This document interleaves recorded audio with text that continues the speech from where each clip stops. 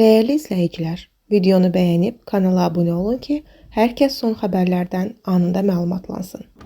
Azərbaycanda ərazilərin tam bərpa edilməsindən sonra ilk dəfə ölkənin bütün ərazisini əhatə edəcək yeni sosial-demoqrafik qiymətləndirmə və əhalinin siyahıya alınması həyata keçiriləcək. Xəbər verilir ki, Prezident İlham Əliyev 2029-cu ildə Azərbaycan Respublikasında əhalinin siyahıya alınmasının keçirilməsi haqqında fərman imzalayıb. Fərmana əsasən, ölkədə növbəti əhalinin siyahıya alınması 2029-cu il oktyabrın 1-nə olan vəziyyət üzrə həmin ilin oktyabrın 1-dən 31-nədək keçiriləcək. Siyahıya alınmanın hazırlanması, keçirilməsi, yekunlarının işlənilməsi və nəticələrinin dərc edilərək yayılması Dövlət Statistika Komitəsinə həvalə olunur. Nazirlər Komitəsi əhalinin siyahıya alınmasına hazırlıq və onun keçirilməsi ilə bağlı tədbirlər planını 2 ay müddətində təsdiq etməlidir. Hökumət həmçinin zəruri məlumatların isbati mənbələrdən əldə edilməsi məqsədilə aidiyyatı dövlət qurumlarının informasiya ehtiyatlarının Dövlət Statistika Komitəsinin məlumat bazasına inteqrasiyasını təmin edəcək.